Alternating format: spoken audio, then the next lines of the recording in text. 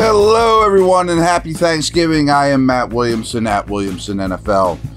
Recording this on Wednesday. I'm not going to record anything Thursday, and then I will do my game preview top to bottom and predictions on Friday morning.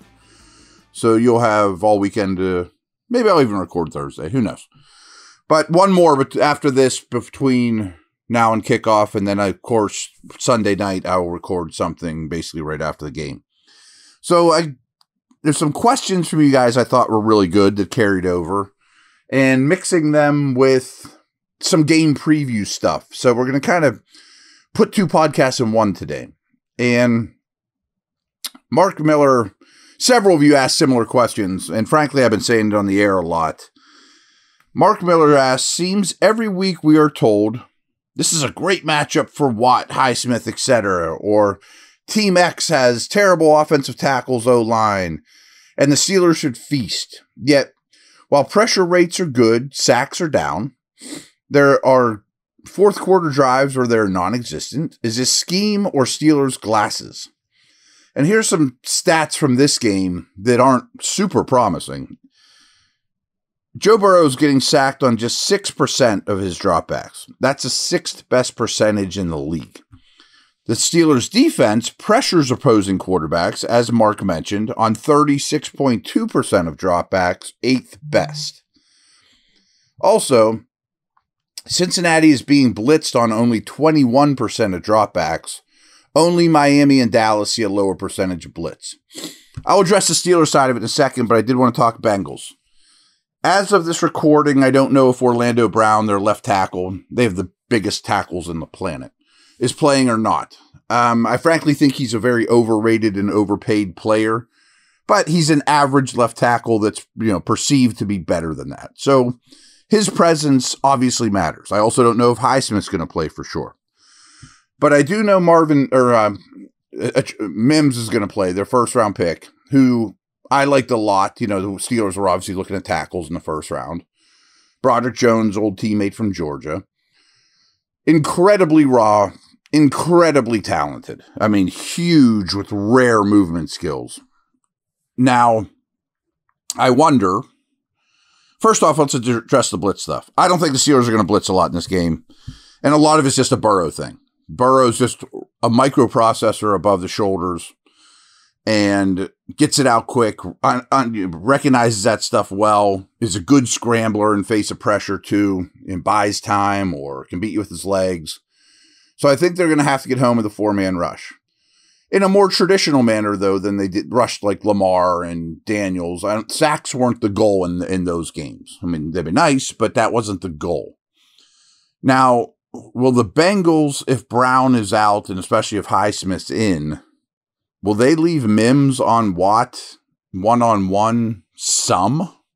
Never? I don't know. I keep calling Mims a really good prospect. He's not a great player yet, but he's getting there. But he's not TJ Watt. So, and also Cam Hayward has a massive advantage over their left guard, Volson. The interior of their lines, okay. But I hear what Mark's saying. I believe that this is the best pass rushing unit in the league and the best offensive line in the league. But they're not getting sacks. I can explain some of it away, with game plans against like Daniels and Jackson where sacks weren't a top priority. I can also explain it away that there's been several games, the Jets one comes to mind, where the ball came out unusually fast. It's almost difficult to get home on some of those quick throws if they didn't block you at all. And everyone's aware how fierce the Steelers' front is. But I still think the point is justified, particularly against the Browns. There's definitely a recency taste in our mouth here. We need more results. Now, there are a lot of numbers that back this up, actually more so than any defense in the league.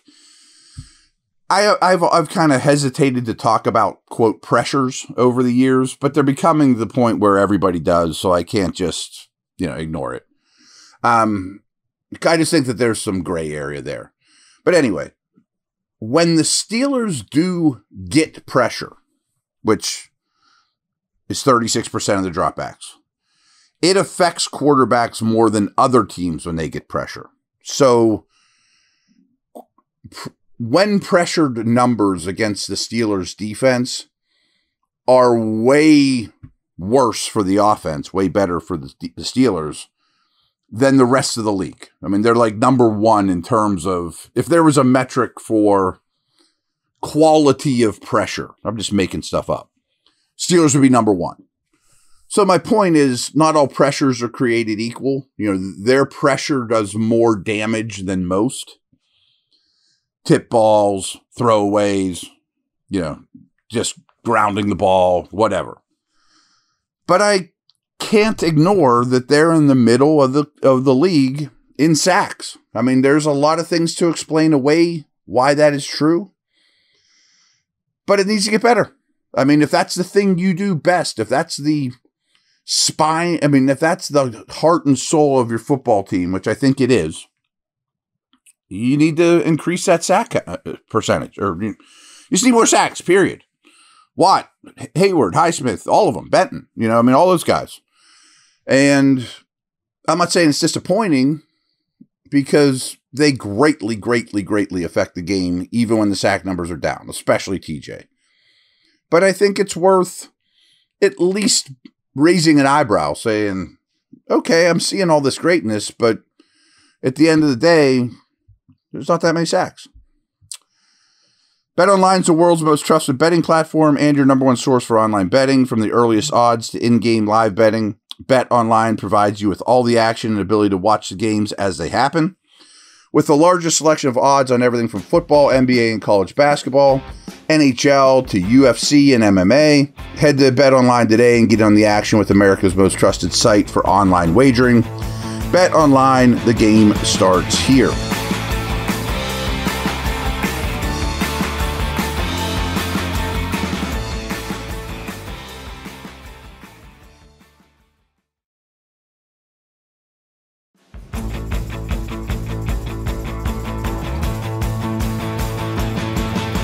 Surprisingly, and I hope this isn't throwing in the towel, folks, because the Steelers happen to lose a Thursday night game, but I don't think it is, because I've been thinking about it too.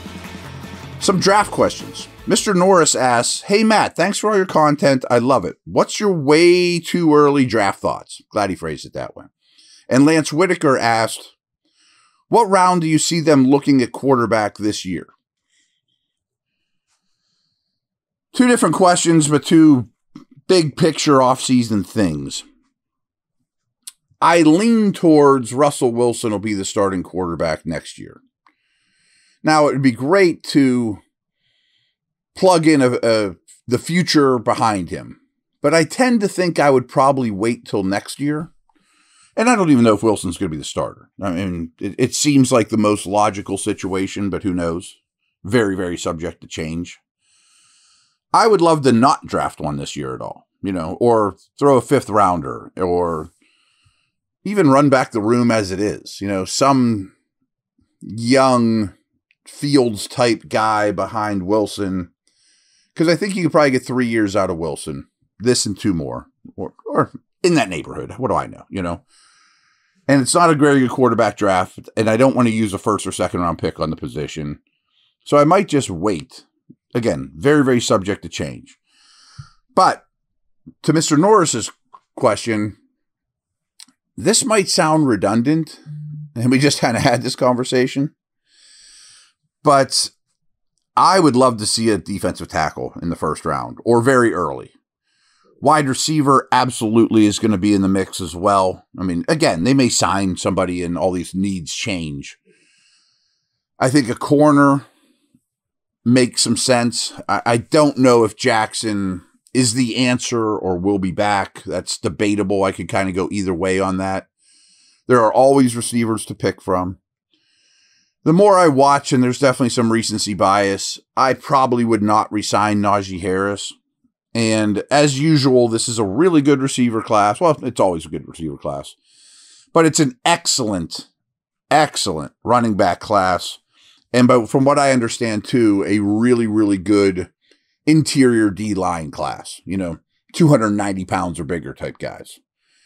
So I think with your roster construction, why not try to take advantage of where the draft is deepest? And if that means letting Najee walk, oh well, throw a third round back in with Warren and somebody else that's a veteran, I can live with that, especially if your line's in a lot better shape. But in terms of the D tackles, we just talked about, well, don't they have the best D line in the league? You just said that 5 minutes ago. Yeah, but I'm greedy. I want it to be even better. And I want a nose tackle type.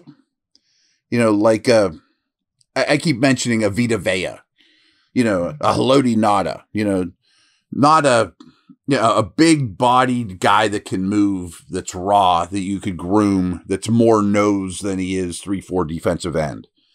And I want to draft that guy while Cam Hayward's still around. I want this guy to follow him around like Herbig does Watt. You know what I mean? And, you get some of that with Benton already, of course.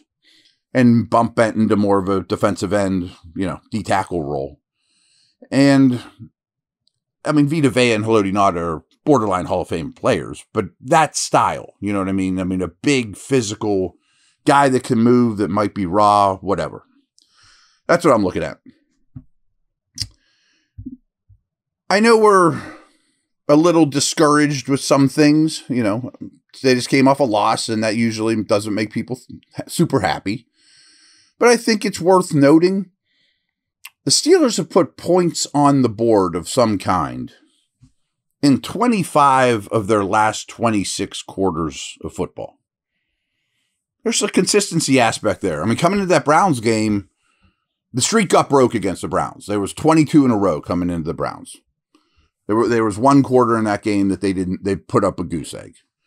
But if you're putting 3 on the board, a lot of times there's only 3, of course. Quarter after quarter after quarter. And of course, sometimes it's much more than that when you score touchdowns. You're pretty hard to play against. I mean, it's just the accelerator's always down, as the opponent. Like, these guys keep putting up points. That's hard to play against. I just wanted you guys to be aware of that. And then I have some special teams notes for this game. So we all know that Boz has been awesome. The block kick stuff has been awesome. But the Steelers' average punt return, Austin, results in an 11.4 gain. When they decide to return the football on punts, they pick up 11.4 yards on average, while they give up just 4.5 yards per punt return. That's the lowest in the league.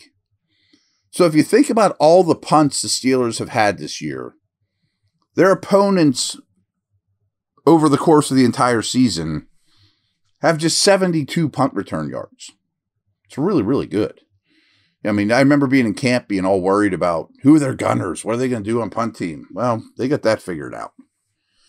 Lastly, and again, hope you guys have a great Thanksgiving. Evan McPherson is the Bengals kicker and has a good reputation. He came in the league, kind of as the hotshot kicker on a good team time. But he's only making 71.4% of his kicks. That's really bad by today's standards. Boz is at 93.9. So Boz is making 94%. He's making 71. And, Boswell just missed his second attempt last week. So weather, and it was a far kick. And then before that, his first miss was a 62-yarder. Boswell is perfect from within 57 yards. So that was a 58-yarder, I think I recall, against the Browns in harsh weather, and he missed a 62. But if you ask him 57 and in, he's perfect. And frankly, he's made some in between that too. So, and once again, as always, big special teams advantage for the Steelers in this one. I tweet it out every Tuesday, but there's a graph that Pro Football Focus puts together, but it's a cumulative effort, basically, of what value every team gains from special teams and turnovers. And you want to be in the top right. That means you're the high level for both. Well, still week after week, the Steelers are in the far, far top right, and there's no one even close to them, you know. Now, that's wonderful. It's wonderful. But it's also a hard thing to count on. You know, like, how many special teams plays are there through the course of the game, you know? And can you constantly rely on winning the turnover battle?